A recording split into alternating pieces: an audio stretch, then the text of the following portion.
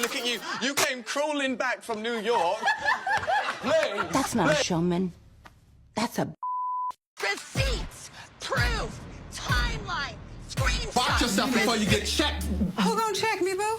I don't give a about your girl!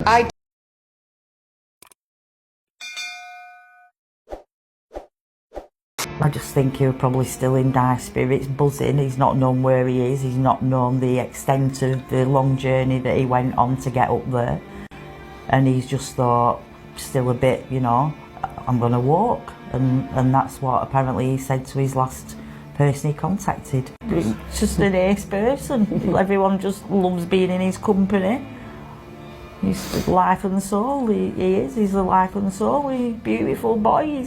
He's a good-looking boy. He's, you know, he just needs to be here. He needs to be here.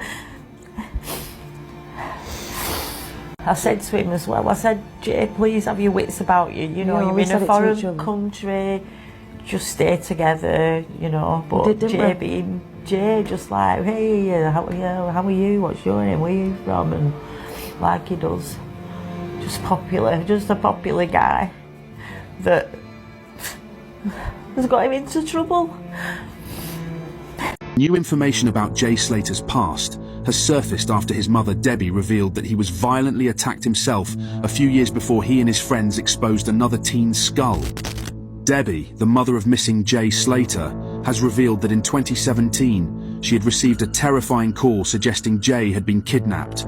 Leading up to the call, Jay and his friends were walking through their neighborhood when 3 people emerged from a car and attacked them. Jay was struck and fell to the ground. While he was down in the middle of the road, the attackers continued to kick him. Jay later recounted that he rolled under a car for protection and stayed there, which initially led his friends to believe he had been taken by the attackers. Debbie then stated, "They rang me to say Jay had been attacked and they think they've taken him in a car. I was hysterical on the end of the phone." She added, "People are saying there are gangs of youths in our hometown, but I know Jay wasn't involved in that. He had only been out of the house for about half an hour." Jay Slater had sustained visible facial injuries from the attack, and Debbie said he was left terrified. Despite Jay only being 13 at the time, the 3 attackers were described as grown men. It's come out that Jay Slater's body has been found and he's no longer with us. Let me explain. Basically, an account on TikTok has posted a video of this screenshot. It's a screenshot of a post that one of the admins of the Facebook group posted. Saying, Jay's body's been found. Our hearts are with his family in these evil times. We've heard from the locals that it was the job of the Moroccans. However, it is not true. Jay's body hasn't been found. There's been no other update about any of this sort of thing. It's literally just someone has made this fake post. I don't even know why they've done it. Like, it's just a very cruel thing to do. Rachel literally posted in the group saying, "This isn't me, this is not true. This is a fake post, she didn't post this." Obviously, she's been one of the people who's been posting the most updates in this group. So a lot of people believed it because obviously they've seen her name a lot before. So someone has literally gone through the trouble of making this fake post, going on Photoshop, even putting likes on it, which is crazy. All the different reactions, and included this person's name. It's just like genuinely what goes through people's heads. Yet that a lot of people don't like Jay Slater because of something in his past. I understand, like I completely understand. Making something like this, making out that his body has been found while he's still missing, is absolutely disgusting. I don't know how this even goes through your brain to like come up with this idea. If you see this, do not believe it because it isn't true. If there is any more updates, obviously, you know, I'll keep you updated. Actually, they have found something. I'm not quite sure what it is. But there's loads of police, They're pointing down. They've obviously found something that's quite interesting. So I am going to go have a little investigate and see what's happening. We've got all the police from Canaria and the Guard Civil and absolutely everyone. It's a complete madness. Absolute madness. As somebody who worked in Tenerife and lived there for a good couple of years in the mid-2000s and had exposure and experience with some of the criminal underworld that was out there, some of the mafia-run activities that were out there, I'm going to give my opinion on what I think has most likely happened with Jay Slater. Because I'm seeing a lot of conspiracy videos right now about what may or may not have happened to him. And actually, I think within some of these conspiracies and what people are talking about, there probably is an element of truth to this. So trigger warning, I'm preparing you now, trigger warning for what I'm about to discuss and talk about. Although people like to go to Tenerife to have a bit of fun and to have a party, there is a serious, and I mean serious, criminal underworld going on there, from the top authorities down to the police, and then obviously all of the civilians that are also involved in this stuff. So let's start with the fact that he was off at somebody's house. He met them at a festival, went back to their house, missed his bus the next day, and decided to just go wandering through the terrain and desert in the mountains in an attempt to get himself back to Los Cristianos. I sincerely believe that if that element was true and he was wandering around in that mountainous terrain, they would have found him by now. He would have absolutely been found. It's actually very difficult to go missing in Tenerife unless somebody wants you to go missing. Like that Mount Tidy, there are a lot of problems and people buried in that mountain. That is for sure. If they ever excavate that thing, but that's a whole different kettle of fish. So I am actually ruling out that he's got lost. I'm ruling that one out completely. And if he does turn up and they find him out there somewhere, I think there's going to be a lot more to it than meets the eye. But my honest belief, from all the experience I've had out there, he would have been found by now, especially with all the eyes that are on this. I think that one way or the other with this, some sort of illegal substance or criminal activity is the foundation of his disappearance. He was out there with friends. He was out there with a girl. He goes to this festival, but for whatever reason decides to get in a taxi with two strangers and goes back to their Airbnb. It's not somebody who lives out there. It wasn't a resident. It was somebody renting an Airbnb, who incidentally, they've now left the Airbnb. His friend, who has been interviewed numerous times, doesn't want their face shown. Now, straight off the bat, I've never seen it where somebody goes missing and their friends are discussing it and they don't want their face shown. So straight away, I've got a little red flag above that element of it. But we've also got the element that he had 1% left on his battery, allegedly, rang his friend and said, I'm really, really thirsty. I don't know where I am. I don't know where I'm going. I've missed my bus. Help me. I think any of us, if we only had 1% left on our phone, would send a message. We wouldn't risk a phone call and it cutting out in that phone call. So there's red flag for me, number 2. Red flag number 3, if you miss a bus and you know there's another one coming a couple of hours later, you're not going to try and attempt a 6, 7, 8 hour walk to that place.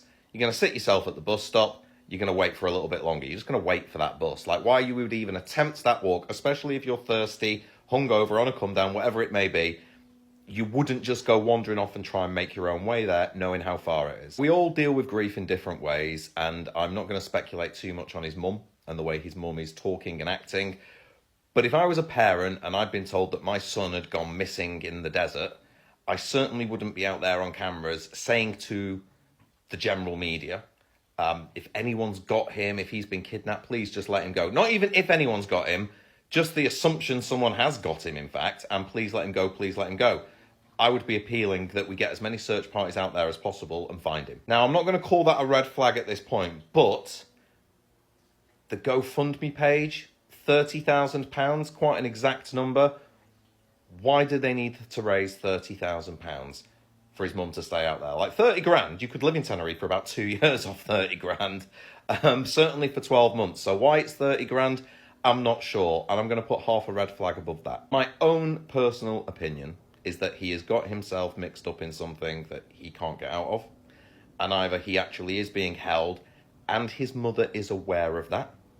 The fact that the young lady who was his friend and was out there with him doesn't want to be shown, again, makes me feel that there could be some element there to that as well. Because let's face it, you go away on holiday with your friends. You don't just go to a festival and say, by the way, guys, I'm disappearing off into the mountains with these two blokes who I've never met before, and we're just going off. You know, either he knew them before he went away, or in some way they knew him. Because I'm going to say it again, you don't just go missing on that island. If you disappear off the face of the earth on that island, it's because one of 3 things have happened. You are in hiding, or someone has forced you to hide. You have got on a plane and you've already left the country, or you're buried up Mount Tidy or one of the areas somewhere. That's it. That is literally it. I think if he is found alive, there's going to be a hell of a lot more to this story that's all going to come out, and I think that GoFundMe will be linked to it. If he is actually found not living, I think we're going to see some injuries involved. I don't just think we're going to find a severely dehydrated guy in the middle of the terrain. But that's my own personal opinion on it, just based on my experience out there, knowing what some of the organisations like there get up to and some of their actual activities. But what do you guys think? What's your theory? on what's happened to this young man. Because whichever way you shake it, whatever has happened, it's sad. It shouldn't happen. This should not be happening. Sadly it has, so we're going to talk about it. Groups and went our way. Lucy then gets a call from Jay about 3 AM in the morning, Monday morning, crying, saying he's lost the bag. Apparently around 30 minutes later, they come to collect and they realise there's only 4 bags and they get questioned. That's when Lucy explains what Jay has done. He went back into his car and got straight onto the phone, and Lucy told Jay, "See, I told you you'd be alright." Around 2 minutes later, he comes back and tells us to turn around. He tells us we either find the 30 grand right now or we get killed. At this point, Lucy starts crying and is trying to reason with them, begging him. Lucy tells them we haven't got that much on us. Even if we did, we wouldn't be able to get it to him in time. And the man gets back on the phone and starts speaking Moroccan. He gets off and tells the boss he wants one of us until he gets his money. We try to reason with him and offers him something else. After failed attempts, the man says he's taking Jay as he's the one that's done the damage. After Lucy was perfectly fine and stopped worrying all of a sudden, we all sat down and explained how the hell are we resolving this, and nothing like this has ever happened. We get a phone call saying if we don't get the money, then basically you know what's going to happen to Jay. Yourself, as the family are beginning to as well, has someone possibly taken him? Because it all, as you say, Patrick, it does sound very weird. We know he went to this house, this Airbnb, where these 2 British guys were, and then we know that he left that house and he asked the lady next door who runs the bar how he gets back to Playa des Americas, Los Cristianos area of South Tenerife, where his hotel is. And that woman told me that she, although they couldn't understand themselves in language, she put her fingers up and said 10, bus 10, which he seemed to understand. Yet he then decides to walk north up the mountain away from Los Cristianos because the same woman sees him a few minutes later going up the road, which obviously begs the question, why has he done that? And obviously he must have been reasonably compos mentis because he's managed to walk half a mile up the road, yet his phone pings for the last time at this viewpoint, just above the village of Masca, and they think he's headed towards the gorge, which just doesn't really add.